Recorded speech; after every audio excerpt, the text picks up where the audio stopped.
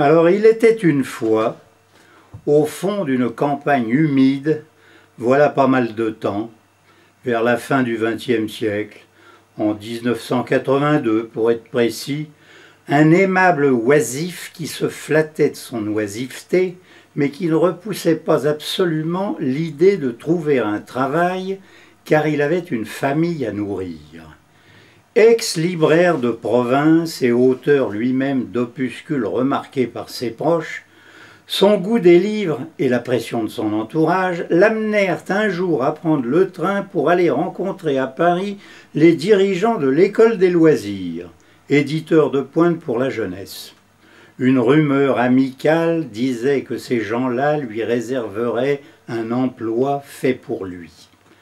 L'entretien que lui ménagèrent en duo Jean Delas et Jean-Louis Fabre, directeur de la maison, eut lieu au terme d'une matinée de printemps.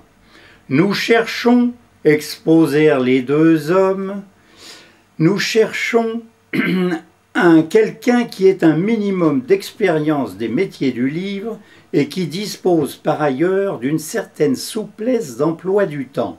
C'est votre cas, paraît-il. L'ex-libraire hocha la tête et demanda « Que devra faire cette personne ?» Réponse « Elle devra rester chez elle, assise dans son fauteuil. » Perspective alléchante. L'ex-libraire s'enquit à tout hasard « Mais encore !»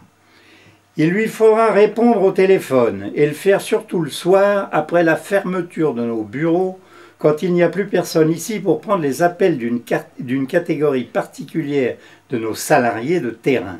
Tel sera l'essentiel de sa mission, du moins pour commencer. L'ex-libraire dit que ça tombait bien. La station assise et la causette au téléphone étaient en quelque sorte ses deux spécialités.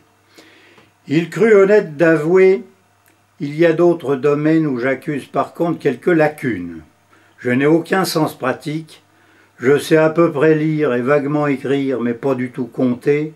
Les lois du commerce restent pour moi de l'hébreu, je manque de bagage administratif, j'ignore tout de la vie des entreprises, et puis mes facultés d'entendement battent des records de lenteur. Je ne suis pas forcément la recrue idéale. Votre librairie ne marchait pas si mal, non? Mon associé s'occupait des choses sérieuses, moi je bouquinais et je bavardais avec le client. Les deux examinateurs laissèrent le candidat s'enferrer un petit moment. Ils vérifiaient l'exactitude de la maxime selon laquelle l'horreur de son propre intérêt est une des variantes de l'orgueil. Puis, Jean-Louis Fabre dut juger que le numéro d'autodénigrement avait assez duré.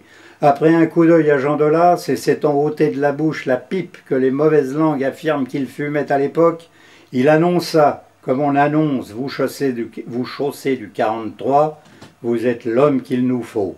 Ça ne fait aucun doute, approuva Jean Delas, nous pouvons lever la séance et passer à table. Il se leva lui-même, nous vous emmenons déjeuner, l'italien, ça vous va, cher monsieur ?